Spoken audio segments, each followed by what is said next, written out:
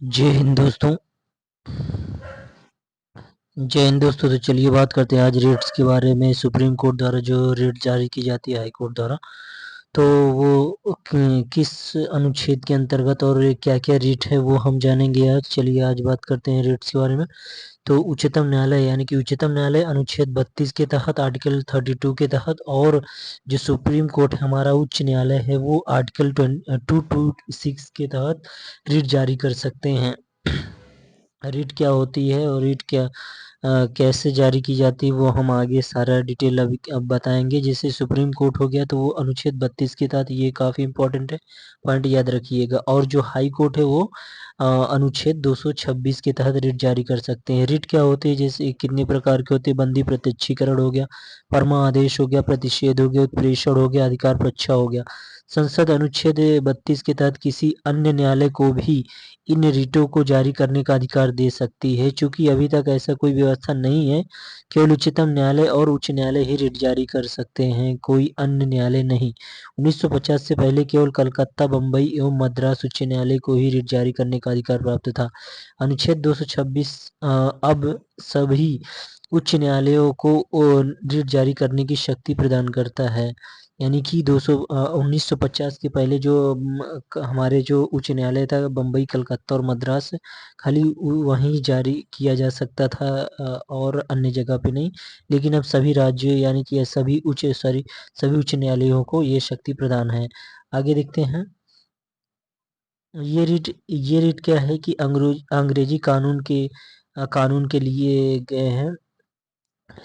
गए हैं। इन्हें विशेषाधिकार रिट कहा जाता है।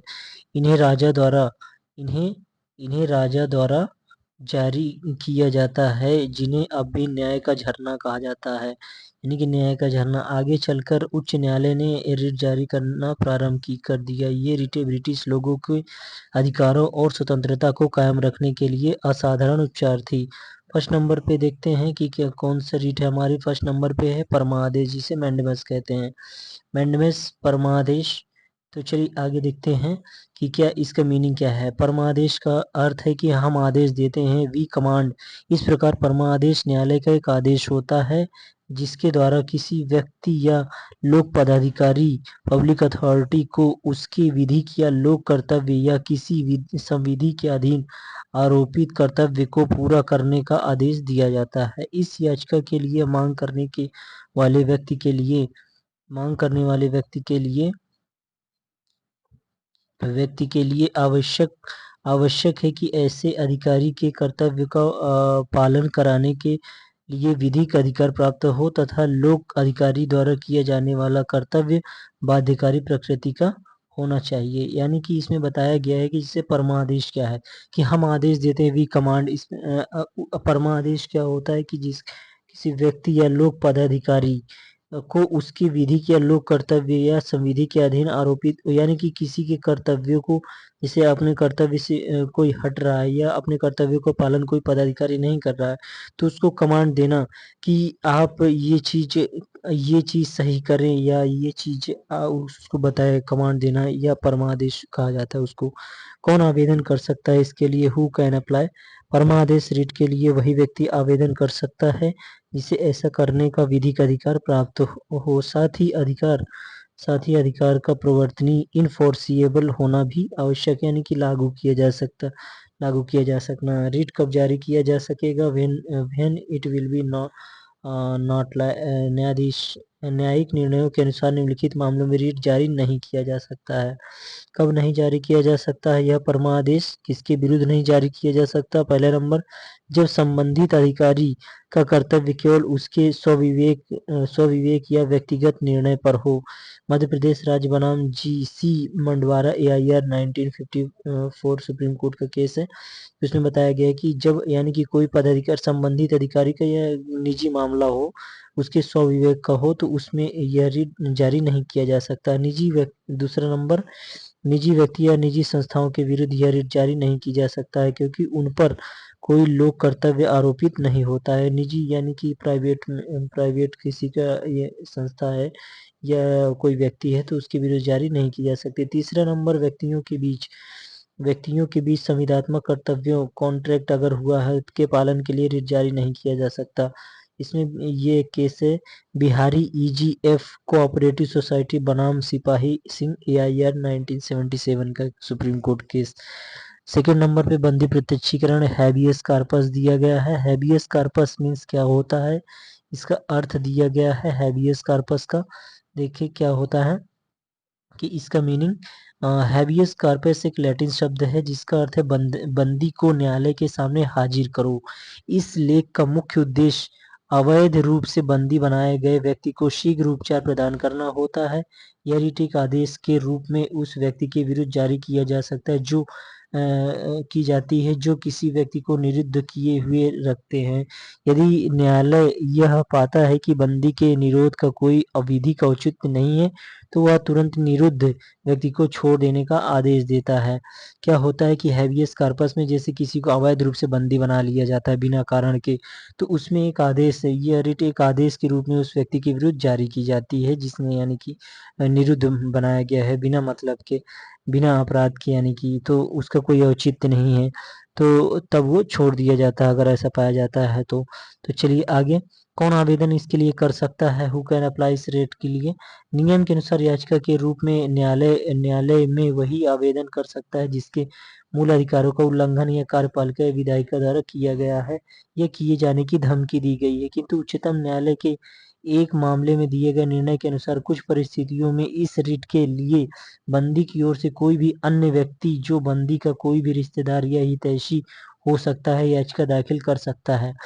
अन्य अन्य जो भी हमारे रिट्स है तो उनके लिए क्या है कि न्यायालय के जिसका यानी कि अधिकारों का उल्लंघन किया गया है सिर्फ वही दायर कर सकता है इस रिट को। लेकिन इसमें क्या किया गया है कि एक निर्णय के अनुसार इसमें शक्ति प्रदान की गई है कि कोई भी जैसे जैसे जिसके अधिकार का उल्लंघन किया उसका कोई हितैषी हो या रिश्तेदार हो उसका, तो वो यानी कि इस रिट को जारी कर सकता है, मांग कर सकता है, तो कोई भी व्यक्ति हो सकता है। इसमें एक केस सुनील बत्रा बनाम दिल्ली प्रशासन AIR 1978 का केस है और सुनील बत्रा बनाम दिल्ली प्रशासन 1980 का केस है। के मामले में उच्चतम न्यायालय ने कहा कि इस रिट की मांग निरुद्ध व्यक्ति की ओर से कोई अन्य व्यक्ति भी कर सकता है। ये देखिए कोई अन्य व्यक्ति भी इस रिट की मांग कर सकता है। सुनील बत्रा क्रम 2 में उपर्युक्त के मामले में न्यायालय ने यह भी कहा कि इस रिट का प्रयोग न केवल गिरफ्तार व्यक्ति को मुक्त करने के लिए बल्कि जेल में उसके विरुद्ध किए गए अमानुषिक और क्रूर बर्ताव्यों के संरक्षण प्रदान करने के लिए भी किया जाएगा, यानी कि कोई अमानवीय उसके साथ व्यवहार ना हो या क्रूरता का व्यवहार ना किया जा सके, तो ये भी रिट के अंतर्गत बताया गया है इसमें। तो चलिए आगे है कि प्रारंभ में इस रिट के अंतर्गत बंदी को न्यायालय के सामने हाजिर करना एक आवश्यक शर्त मानी जाती थी, किंतु अब कालू सन्याल बनाम जिला मजिस्ट्रेट दार्जिलिंग AIR 1974 के केस में उच्चतम न्यायालय द्वारा किए गए निर्णयों के अनुसार बंदी को न्यायालय के सामने हाजिर करना आवश्यक नहीं है। न्यायालय के निर्णयों के अनुसार यह प्रक्रियात्मक रिट है जिसका संबंध न्यास पद्धति से है न कि मौलिक विधि से है। इस रिट का उद्देश्य बंदी के निरोध वैधता की जांच करना, इसलिए बंदी को न्यायालय के सामने हाजिर करना आवश्यक नहीं है, जैसा कि स्वयं इंग्लैंड में इस रिट का जन्म हुआ था, आवश्यक नहीं रहा है।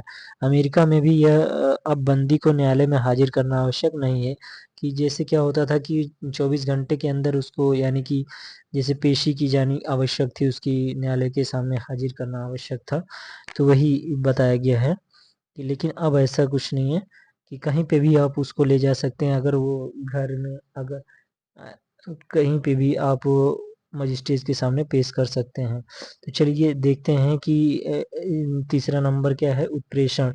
उत्प्रेषण उत्प्रेषण का अर्थ क्या है कि रद्द करना, टू क्वैश। उत्प्रेषण लेख से उच्च न्यायालयों एवं उच्चतम न्यायालय द्वारा अधीनस्थ न्यायालयों को न्यायिक अथवा अर्ध न्यायिक का कार्य करने वाले निकायों द्वारा दिए गए निर्णयों की वैधता की जांच कर उन्हें रद्द किया जा सकता है। क्या होता है कि उत्प्रेषण यानी कि जैसे उसके नीचे जैसे कोई भी उच्च न्यायालय एवं उच्चतम न्यायालय द्वारा उनके अंडर में जो न्यायालय हैं उनसे नीचे जो न्यायालय हैं उनको कार्य करने वाले निकायों द्वारा दिए गए निर्णयों को वैधता की जांच कर सकते हैं और उनको रद्द किया जा सकता है। तो ये उत्प्रेषण है। रिट जारी करने का आधार क्या है कि आधारों की जांच की जा सकती है। क्या क्या आधार है? तो जहाँ की निर्णय अधीनस्थ न्यायालय के बिना क्षेत्राधिकार के प्रयोग के दिया गया। अगर कोई अधीनस्थ न्यायालय बिना अगर अपने क्षेत्र से हट करके कोई निर्णय देता है तो उसको रद्द किया जा सकता है। आगे देखिए, जहाँ की दूसरा नंबर, जहाँ की निर्णय अधीनस्थ न्यायालयों ने अपने क्षेत्राधिकार से अधिक क्षेत्राधिकार का प्रयोग करते हुए दिया है, वही चीज है। जहाँ की अधीनस्थ न्यायालय ने अपने क्षेत्राधिकार का प्रयोग कम करते अगर प्रयोग कर लिया अपने क्षेत्राधिकार से सीमा से बाहर अगर अपने अधिकारों का प्रयोग कर लिया है अधीनस्थ न्यायालय ने तो रद्द कर दिया जाएगा। और अगर अपने क्षेत्राधिकार से कम प्रयोग किया है तब भी रद्द किया जाएगा। जहाँ की निर्णय प्राकृतिक न्याय के सिद्धांतों का उल्लंघन करता हो, प्राकृतिक न्याय के सिद्धांतों का अगर उल्लंघन करता है तब भी रद्द किया जा सकेगा या जारी किया जा सके। जहाँ की निर्णय में कोई वैधानिक गलती हो तब भी ये रिट जारी किया जाएगा। उत्प्रेषण याचिका के लिए आवेदन वही व्यक्ति दे सकता है जो कि पीड़ित है। इसमें ऐसा नहीं है। खाली अधिकार रक्षा में था कि कोई भी रिश्तेदार उसका आवेदन दे सकता था, लेकिन इसमें खाली याचिका के लिए आवेदन वही व्यक्ति देगा जो पीड़ित है। चौथा नंबर देखते हैं कि प्रतिषेध क्या होता है। प्रोहिबिशन क्या है कि यह रिट मुख्य रूप से अधीनस्थ न्यायालयों या न्यायाधिकरणों को अपने क्षेत्राधिकार से बाहर जाने या प्राकृतिक न्याय के नियमों के संवैधानिक संवैधानिक के विरुद्ध कार्य करने को रोकने के लिए जारी की जाती है। इस प्रकार यह न्यायिक रिट है जो एक वरिष्ठ न्यायालय द्वारा किसी अधीनस्थ न्यायालय को इसलिए जारी की जाती है कि वह अधीनस्थ न्यायालय के ऐसे क्षेत्राधिकार का अनाधिकृत प्रयोग न करे, उसकी कानून द्वारा विहित नहीं है, अर्थात वह अपने क्षेत्राधिकार का अनाधिकृत प्रयोग न करे, उसके कानून का विहित नहीं है, अर्थात वह अपने क्षेत्राधिकार की सीमाओं के अंदर कार्य करे। यह याचिका पूर्ण निर्णय से पहले ही अधीनस्थ न्यायालयों को जारी की जाती है, अर्थात इसका उद्देश्य गलती को रोकना होता है। रिट को जारी करने के वही आधार हैं जो उत्प्रेषण रिट के। उत्प्रेषण रिट और ये जो है प्रतिषेध, इसमें कोई अंतर नहीं ज्यादा है, लेकिन इसमें क्या है कि रोका गया है। इसमें उद्देश्य गलती करने से रोकना है इसका, इसमें क्या है प्रतिषेध करना है, गलती करने से उसको रोका जाना, वही आधार है। अब इसमें डिफरेंस देख लेते हैं। डिफरेंस उत्प्रेषण और प्रतिषेध में अंतर क्या है। अगर सेम चीजें अगर जैसे बताया गया कि वही चीजें हैं, खाली इसमें क्या है रोका गया है। अब इसमें डिफरेंस देख लेते हैं, क्या क्या डिफरेंस है। उत्प्रेषण डिफरेंस। प्रतिषेध क्या है कि प्रतिषेध रिट किसी कार्यवाही के चालू रहने के दौरान की जाती है। अभी ध्यान से समझिएगा कि प्रतिषेध रिट क्या है कि कार्यवाही के चालू रहने के दौरान की जा सकती है जिससे कि उस कार्यवाही को रोका जा सके, तथा उत्प्रेषण रिट कार्यवाही समाप्त हो जाने के अंतिम निर्णय के रद्द किए जाने करने के लिए जारी की जाती है। प्रतिषेध क्या होता है कि कार्यवाही कोई चालू है, कार्यवाही के दौरान की जारी किया जा सकता है। और जो हमारा रिट है इसका उत्प्रेषण कब जारी किया जाएगा, जब कोई कार्यवाही हो चुकी हो या समाप्त हो गई हो। दूसरा नंबर क्या डिफरेंस इसमें कि ऐसी भी परिस्थितियां आ सकती है जब एक ही मामले के प्रतिषेध रिट और उत्प्रेषण रिट दोनों एक साथ उस समय जारी किए जा सकते हैं जब निर्णय न दिया गया हो और मामला न्यायालय में लंबित हो। इस दशा में प्रतिषेध रिट न्यायालय को उस कार्यवाही को आगे बढ़ाने से रोक देगी और उत्प्रेषण रिट उन कार्यवाहियों को रद्द कर देगी जो पूरी की जा चुकी है। प्रतिषेध रिट का उद्देश्य न्यायिक गलती को रोकना, उसको सुधारना नहीं है, जबकि उत्प्रेषण रिट का उद्देश्य उस गलती को सुधारना है। देखिए क्या है कि अगर कोई साथ में अगर जरूरत पड़ गई कि साथ में जारी करने की स्थिति अगर आ गई तो क्या होगा कि जो प्रतिषेध रिट है उस कार्यवाही को आगे बढ़ने से रोक। प्रतिषेध का मतलब क्या होता है कि रोकना, उसको मना करना, रोकना वो गलती करने से। और जो हमारा उत्प्रेषण है कि उसको यानी कि गलती को सुधारने का कार्य है और वो उसको रद्द, अगर प्रक्रिया जहां तक हो चुकी है उसके बाद से वो उसको रद्द कर देगी।